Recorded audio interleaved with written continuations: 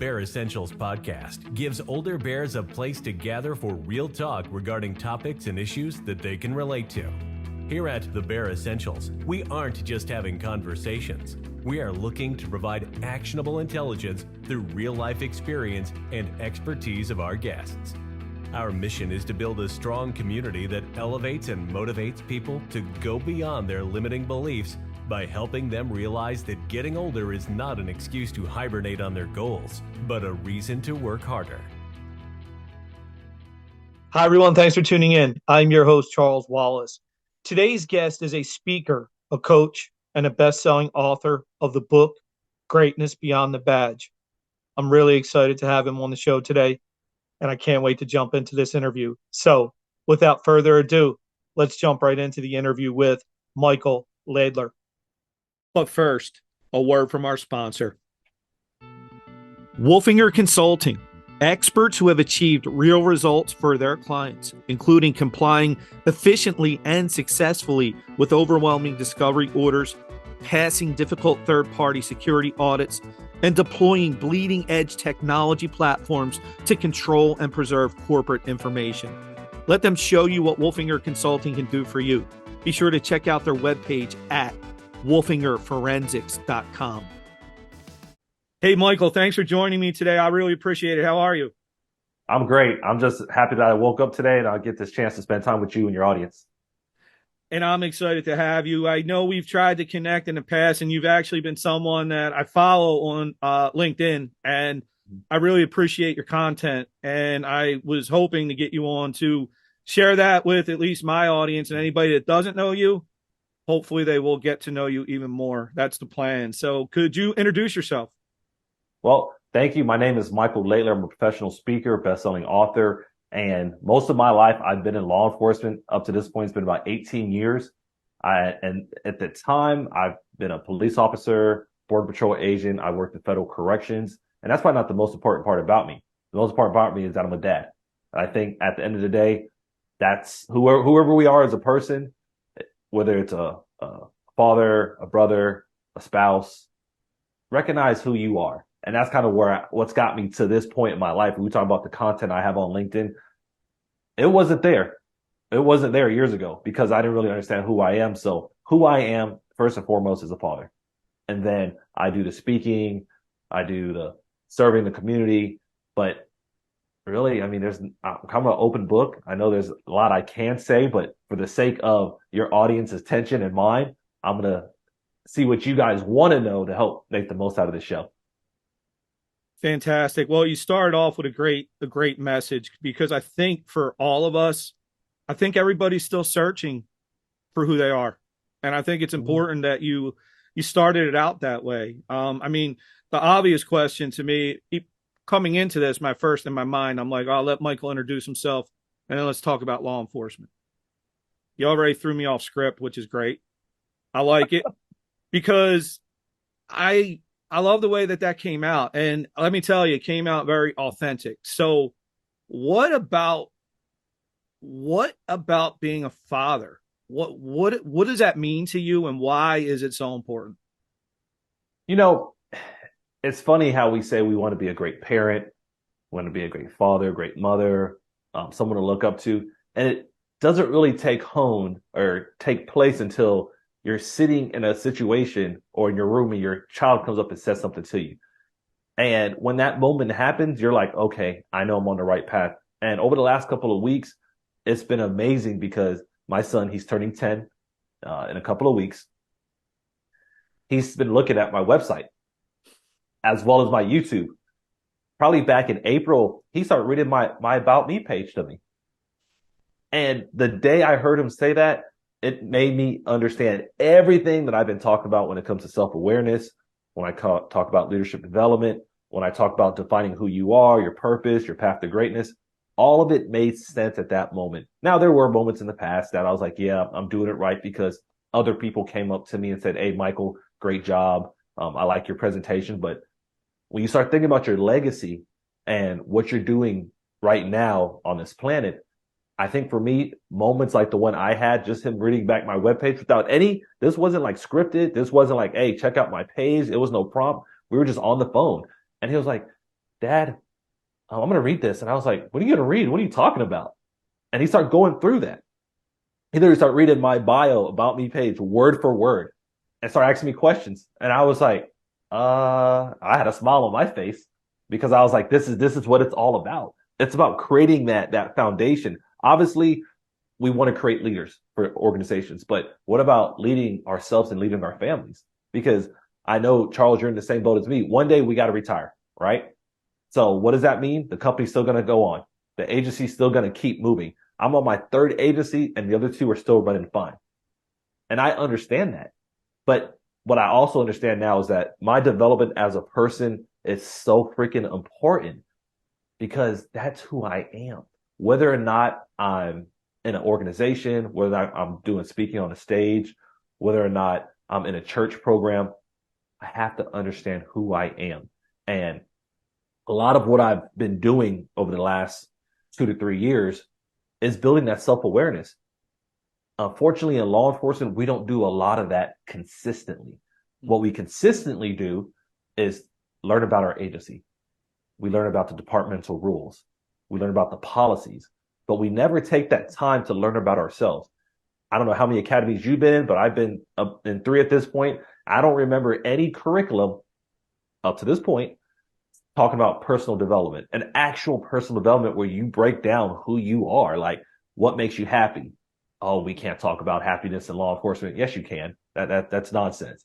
What drives you? What are your goals? I don't remember consistently having those conversations throughout even the academy. It's all about what can we do to follow the laws, which don't get me wrong, it's important because in law enforcement, you have to follow the rules.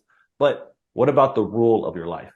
And I think that's one of the things that we have a hard time kind of building and focusing on because it seems selfish, and it's not.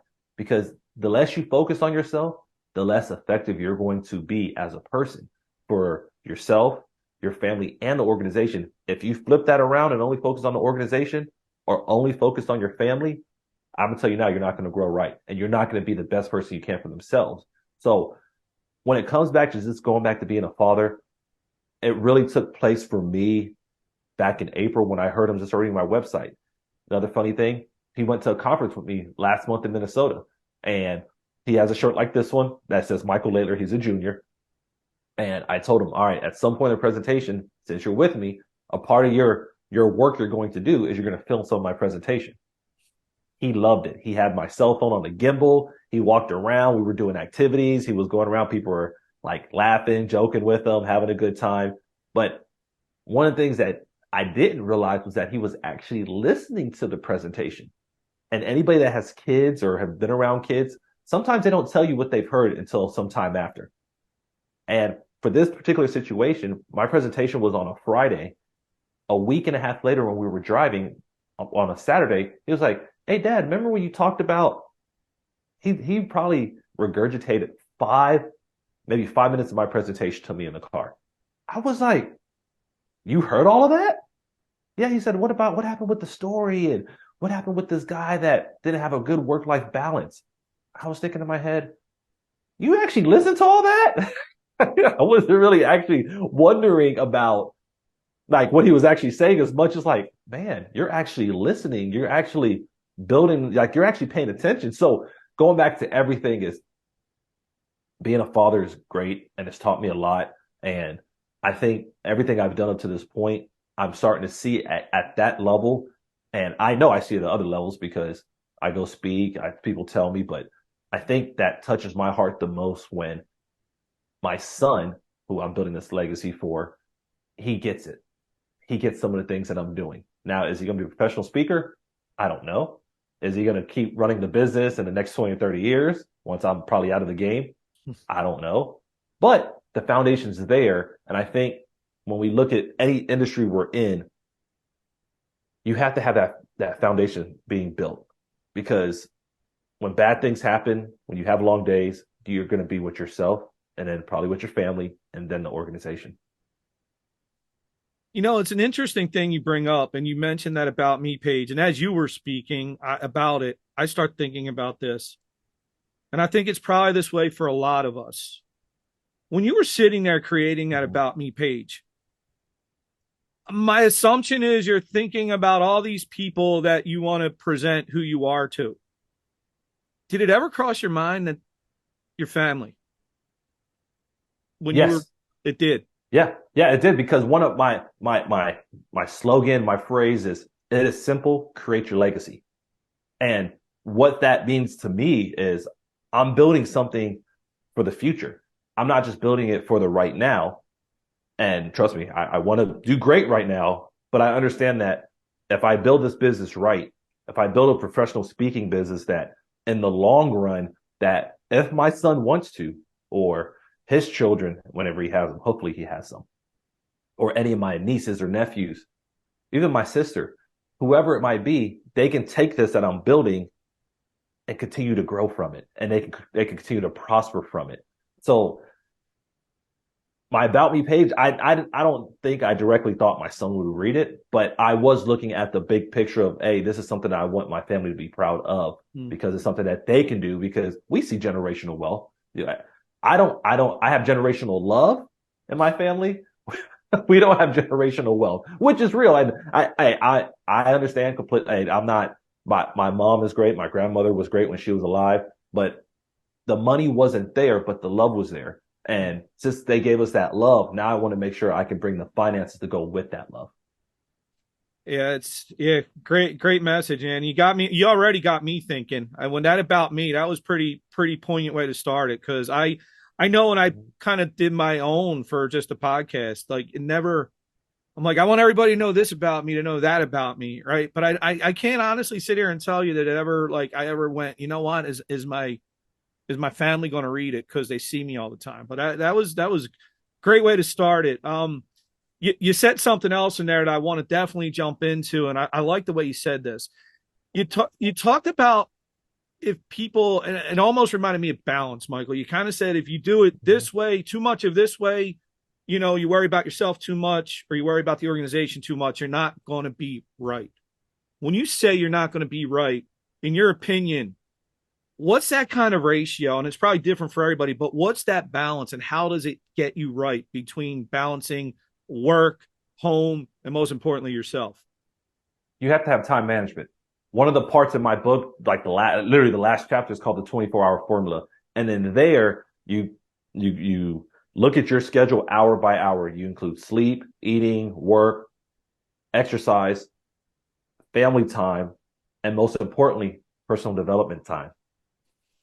Because if you don't plan your development, you're going to forget about it.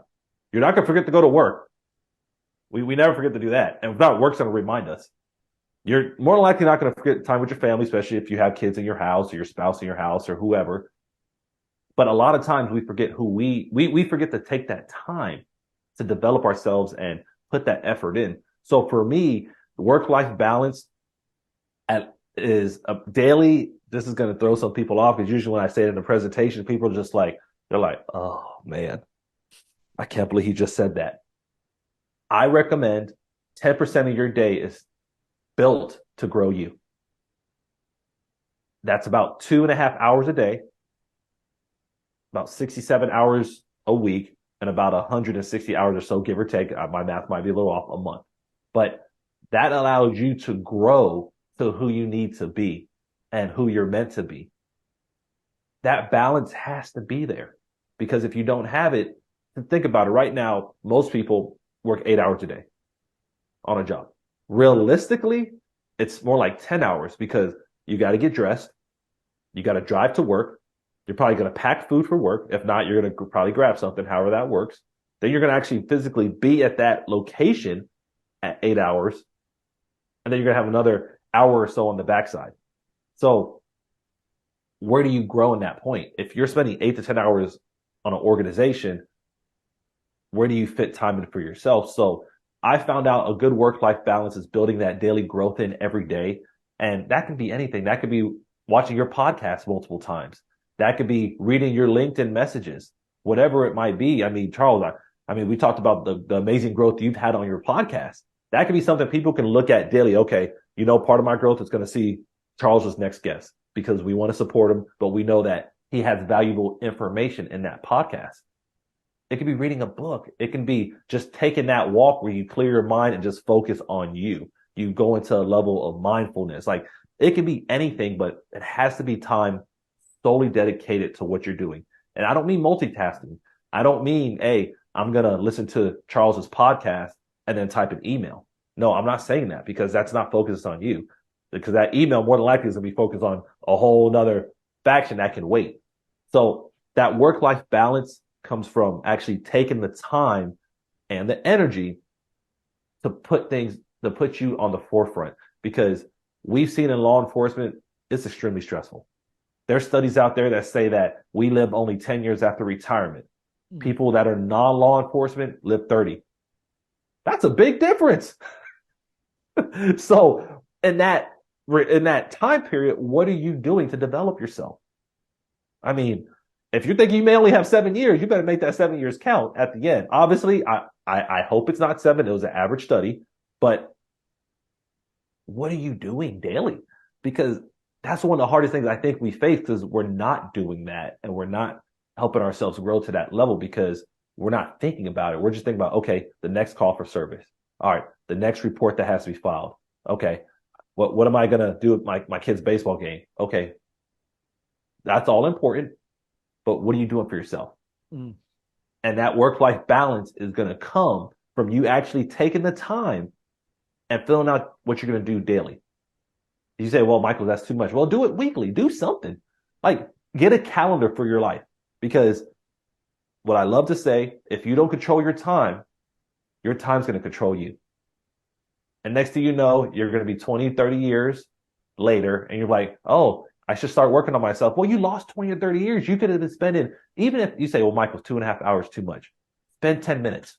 Start somewhere. But make sure it's focused time on you to grow. And over years, you will see it. Where I'm at right now with speaking in my business, I wasn't at 5 to 7 years ago. I didn't start working on my speaking until 2016. And now, because I've worked on it consistently, now I have a business speaking. I tell people, they're like, what do you do? Oh, I'm a motivational speaker. I'm a professional speaker. Where do you go speak at? I speak mostly to law enforcement, but I speak anywhere to any group that's looking to increase their success, increase their effectiveness. But that didn't happen in 2016. It took me years to get to that point. Even podcasts like yours. The confidence I have right now, it didn't come overnight. It took time to build. And for anybody watching, it takes time to get there. But don't wait until you're in retirement mode or retired to say, okay, now I'm going to work on myself. Do it, and over a period of time, you're going to see yourself even hitting goals quicker because you're working on more personal development. Yeah, and I want to give you a compliment too, because one of the things that struck me with you being on the show is you are, and I mean this in such a complimentary way, you come across so professional and polished without losing authenticity. And I think that right there, that's such a great combination. Like I literally just found myself zoning out a little bit as I was really thinking more like I was at one of your speaking engagements as you were speaking, because the stuff you're saying is stuff in my mind. Like, and I told you this before we start the podcast. I do these. I'm like a sponge, Michael. I am like trying to learn from every one of these guests. Right. And I just, and what you said about the time management in a couple hours, I read something the other day. Just, this is how bad I think it's gotten, and why we need more people like you, and why we need to hear people like you speak to us, because it's so valuable. I read a post on social media the other day. I'm not going to give the names, but somebody I grew up with. They had a post about, this is a bunch of BS. I don't know where all these guys get to be and these women get to be at the gym. Like that gym, I'm at the gym. I ain't making no money. Right. And I read that and I was like, man, you're missing it. Like, and no offense, like I can see your health literally on social media is declining, like because of that attitude. But I think your message is definitely, it's so valuable and we need it. You also said something about law enforcement. I have family that in law enforcement, and that's a scary stat that you said. When you speak to law enforcement, like I would imagine that audience could be a lot tougher, right? Because let's be honest, it's some hardened individuals.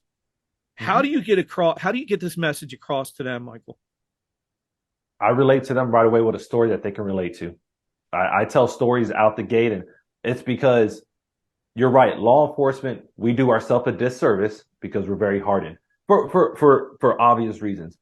I read a book called Emotional Survival by Dr. Gil Martin not too long ago, and one of his first chapters talked about the cynicism that we have in law enforcement and why it's there because we made, and the story was actually pretty interesting because I was laughing during it. Like I was like, I could see myself thinking like that.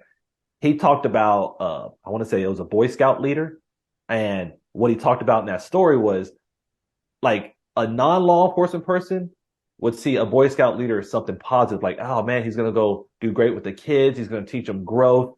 He's going to teach them development. He's going to help build them up to be men. In law enforcement, there's a chance we might see him as a pedophile because we literally might say, what is he doing with kids? Because our level of cynicism is just a little different because we may only encounter Boy Scouts in that way. Like me, I've never been one, but they've been working in the federal law enforcement, federal prisons. Some of those individuals have kind of backgrounds like that. So if that's the only people I see, to me, the first thing my mind correlates with is something negative. But let's say one of the viewers, they grew up in Boy Scouts of America and they've only had positive interactions. Their mind doesn't think anything like that. So how do I capture law enforcement? What do I typically do? I bring up stories. For example, I talk about my longest week in law enforcement, which was in 2008. And one incident involved a traffic crash where a woman's arm was severed and I had to apply pressure to it. The other one involved a baby that was dying or dead in my hands that I had to deal with all in 1 week. And during that week, there wasn't employee assistance programs, EAP. It wasn't any after actions. It wasn't any debriefs. It wasn't anything that said, hey, Michael, how's your mental health? How's your mental well-being? And to this day, I still remember that. And when I bring up those stories, law enforcement, a lot of us have been through stuff like that. And maybe not those exact stories, but maybe you were in an active shooter incident. Maybe you were in an incident involving a shooting. Maybe you were just an incident where you got your butt whooped. And that's tough too, because Ray, I'm not a fighter. I do cardio because if anything, I like to, hey, I'll run if I have to. I mean, I shoot well, I drive well, but whatever the situation might be, I do that. I bring stories in to show people that, hey, I know where you've been at.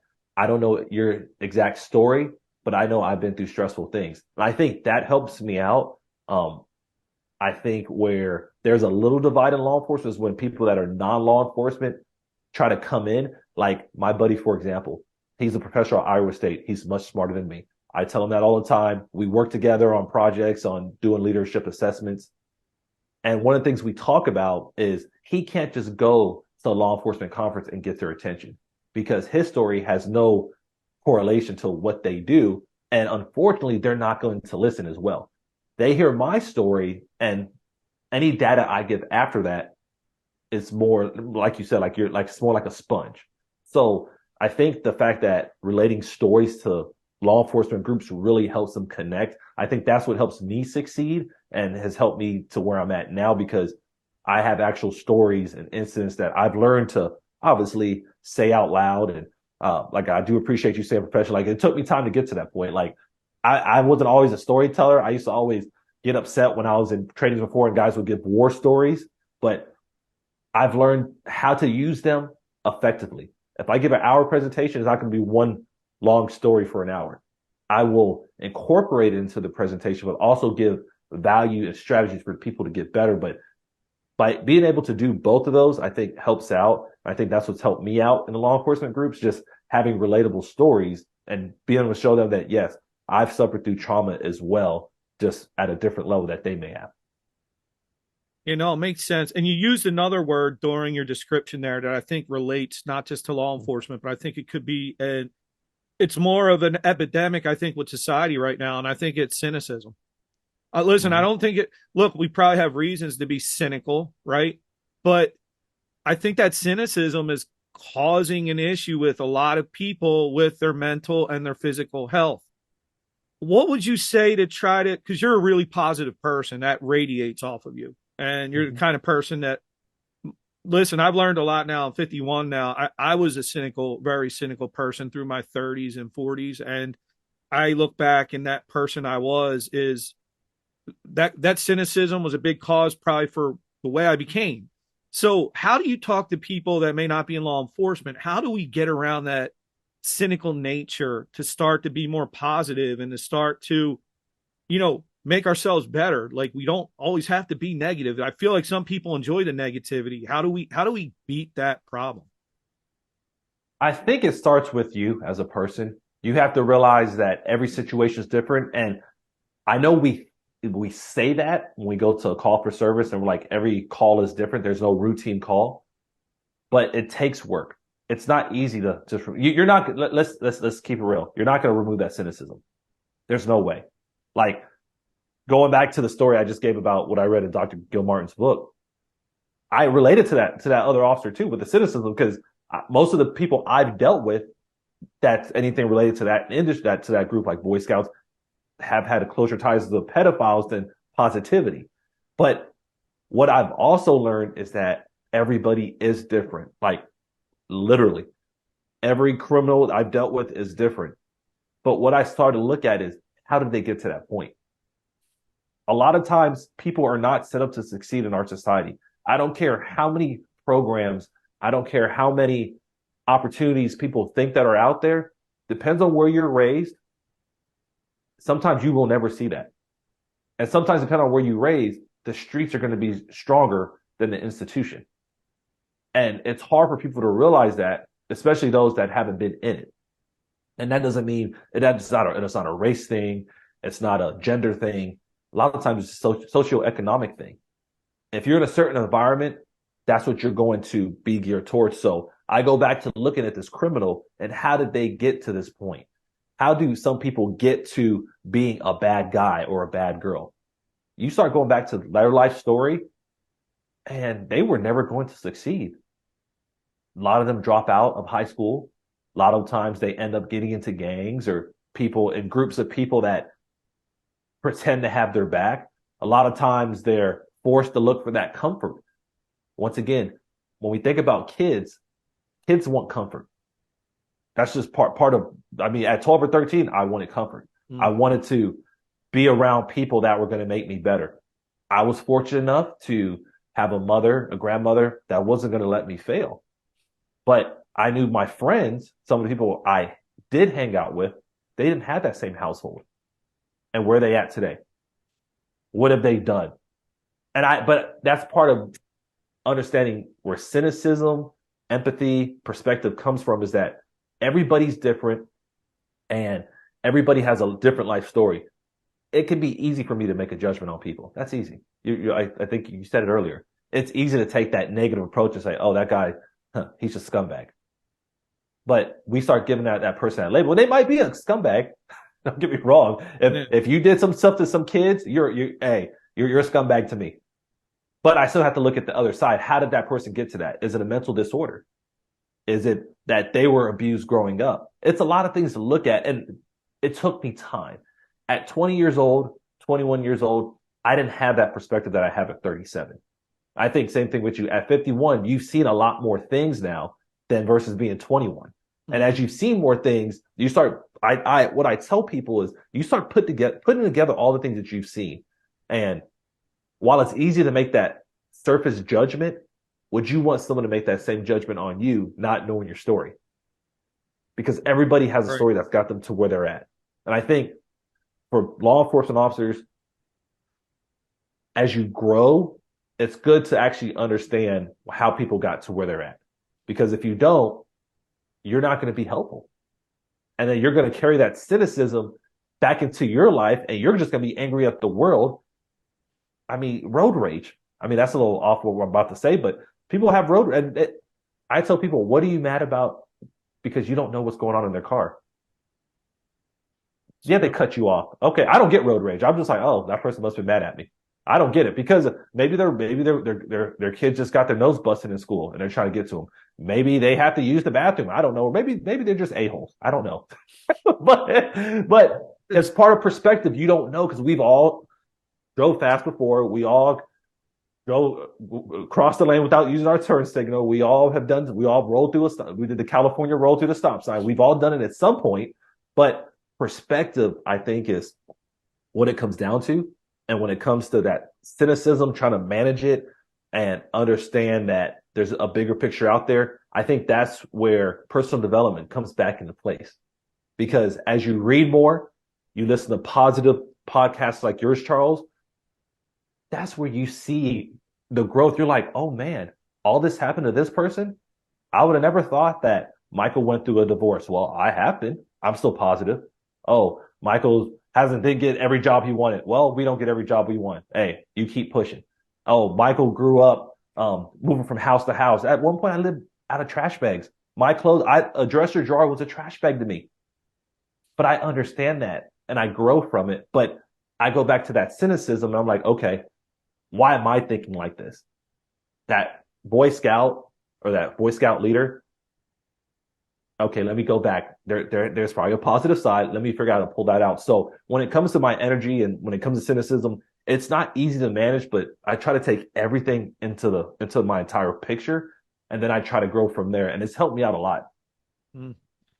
Again, great message. And also, I just want to make a service announcement here.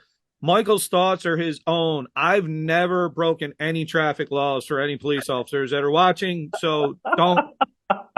That's Michael, not me. Good point. Yes, he did not tell me no. As far as I know, he goes 5 under everywhere. Everywhere. One last thing I want to tell you before we move on for that. My uncle Tom, one of my favorite people in life growing up. He's gone, not with us any longer. Philadelphia police officer. He had what you call a gift of gab, and I'll never forget this. He told me one day, we're sitting there, and he said, "Let me tell you something. Some of the nicest people in the world were the people I arrested."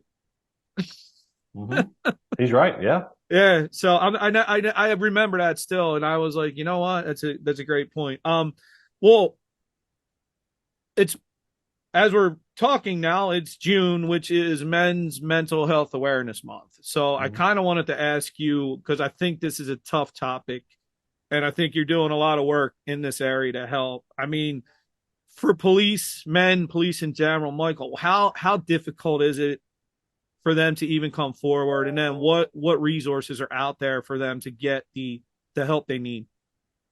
So it's funny because when I created my self-awareness presentation back in the summer of 21, I opened my business and it wasn't necessarily dedicated to law enforcement or self-awareness. When I opened my business back in October of 2017, it was designed on leadership, and I was kind of serving anybody that wanted to bring me in.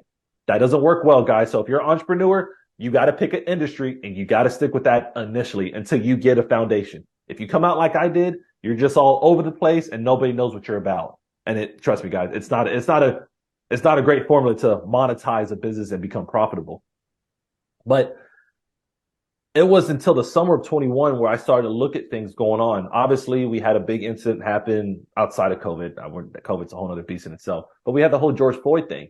And I remember being at my house, actually this one that I'm in right now, and thinking about how did he get to that point in his life? That the decisions he made, the way he reacted, but then all the other officers, and just how are officers doing this? Because that was probably one of the hardest things we've taken in probably the last 2 decades on law enforcement, was that particular incident. There were other ones. You had the Ferguson, Missouri incident. We had the recent one in Memphis. But I think that one was probably one of the worst that I've seen as far as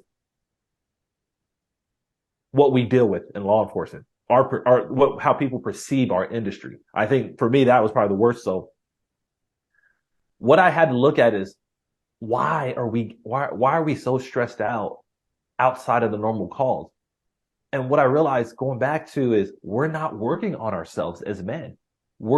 Because we are such providers, and a lot of us are lions to our family. A lot of us are lions to our organization, that we put our own mental health and well-being on the back burner. If our spouse, our kids are having a bad day, we wipe away our bad day because that comes first. for mental health, men's mental health to improve, it's not going to be easy because I say it now at 37. You have me at 21, 22. I was in the Border Patrol running after illegals in my mid 20s. I would have never been able to admit to stuff like this, but you have to. It's a winning formula. I mean, I go to counseling and I love it. I've used EAP before. I still use it to this day, and I love it because it's amazing to have somebody to talk to that's completely removed from our industry. A lot of our organizations have EAP, Employee Assistance Program. If you have it, I recommend getting involved in it. There's anywhere from 6 to 10 sessions that you can get into, and just go talk to somebody. Pick a topic that's, even if you think it's stressing you out, go get involved in it. Just go talk about it. And it's relieving. I know when I was going through my divorce, I don't know whoever's been on divorce before, but it's a stressful time, whether you wanted to be or not. And I found strength in going to my church. I was going to church 3 or 4 days a week. I didn't even know I can go to church that much. I didn't even know there were that many days to go to church. But I found that speaking to people, serving others really helped me out at that time.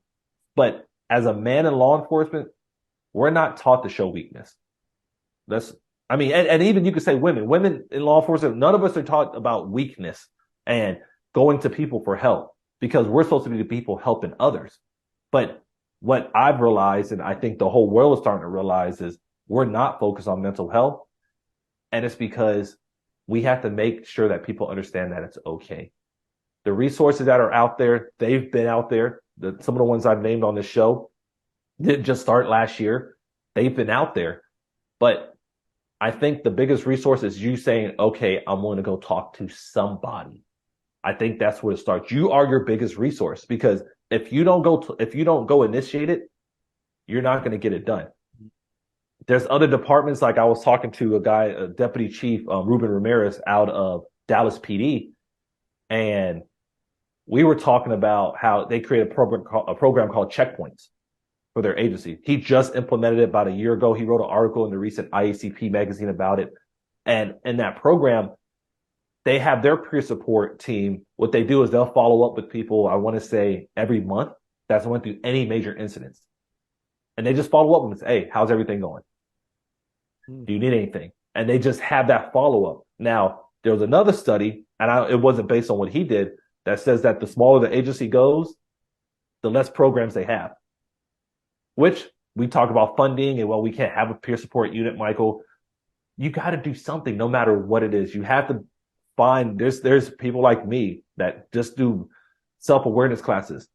That's part of treating yourself. If I can find a way to get my book to you or a workbook to you, that's a resource.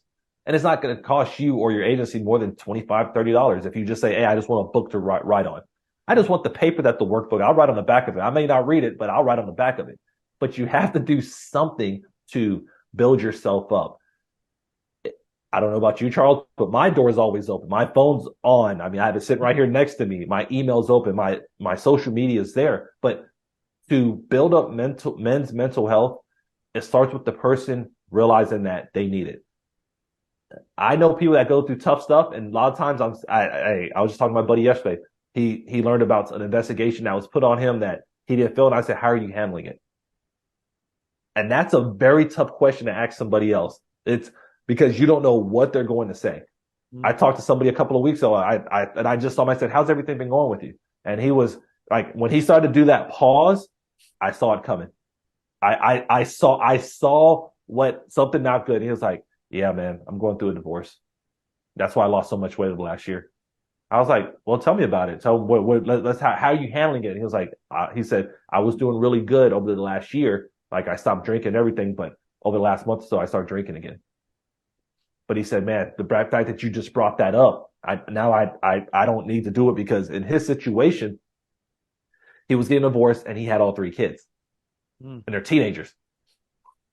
My son's 10 or going on 10, and I can only imagine what he's going through. But those tough questions you have to be able to ask yourself. And obviously, as individual leaders, we can ask it as well. But the resource, I think, starts with us realizing that there's stress everywhere, and not just saying, oh, I'll be okay, because you're not going to be okay. I talk about stories that happened to me 15 years ago in presentations that I can picture them in my head still. I can remember step by step what happened. I can remember that the van that lady that flipped over, it was a white van on Appalachian Parkway in Tallahassee, Florida, across from Governor Square Mall. I can remember that. I just spit it out clearly, just like that. Same thing happens to all of us. And building that level up of understanding that it's okay to ask for help, I think goes far away. And I think I do believe that law enforcement is I think we're at a great point right now, because 15 years ago that wasn't promoted or marketed like the way it is now. And I think that our agencies are doing a lot better. I think we're going to start seeing more wellness programs built into even academies, which is important. So for all of us that are kind of on that crusty level of where we're at in law enforcement, it's okay. If you have 25, 30 years in, you can still ask for help. That doesn't, your brain doesn't have a waiver because you've made it 30 years. You still got to go get help. You still got to be able to admit to it and tell somebody. If you don't want to tell your peer or anybody, go see a counselor. They're not going to tell anybody. They're literally, that's their job, is not to tell. They listen. And trust me, it works. Yeah, Michael, thanks for that message. And I love when men like you are on and speak about it, because I think sometimes as men, we'll look at somebody like you, law enforcement, it gives people courage to say, you know what? If a guy like that or a man like that can speak about it, why the hell am I afraid to speak about it? So thank you for that. Wanted to end with this. I mean, I think you got a lot of valuable content. I want to give you a chance to tell some people, end it here with your book, your social media. How can people find out more about you? Well, if anybody's looking for my book, you just log on to Amazon. It's pretty quick. It's Greatness Beyond the Badge, the 3 key principles for self-awareness. You'll see a blue cover that says Greatness Beyond the Badge. So it's pretty simple. One of the things I am and I have been aiming for since I published my book last July was one of my goals, which I think if I can ever get there will be an amazing part of my legacy, is to get my books in the hands of every officer at each agency. That's one of my goals. I've been able to do it for a couple of smaller agencies now. I was actually able to get to Department of Corrections. I sold them like 800 books. But my job is to get my book to every single person that I can. So if I'm working with, let's say, the LA Sheriff's Office, I know they have about 18,000 officers. If I can get them 18 books to every officer, that will be amazing, because part of growth is knowing what's out there.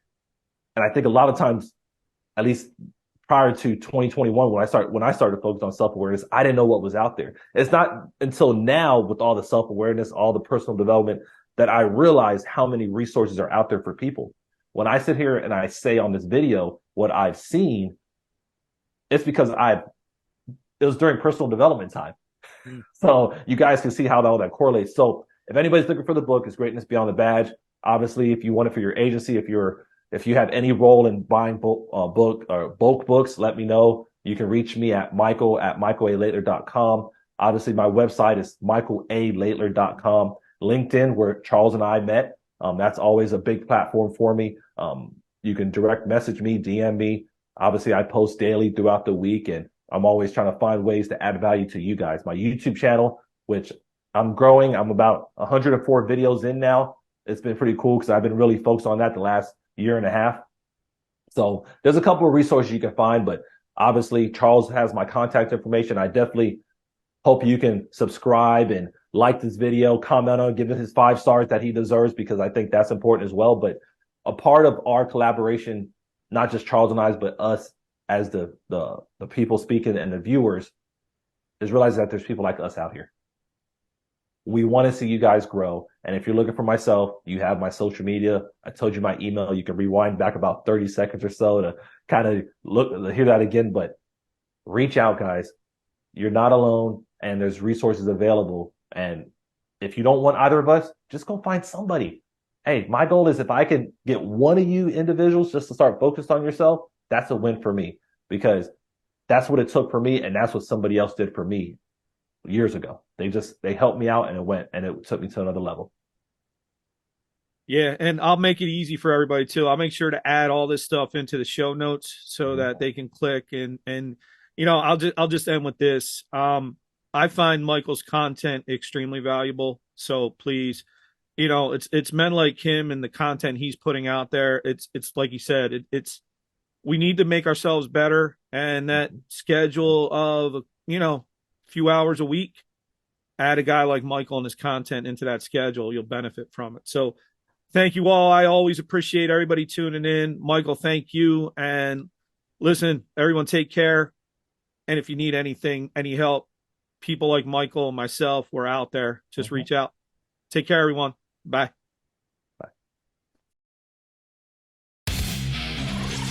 This has been the Bare Essentials. Thanks for listening. And remember, never hibernate on your goals.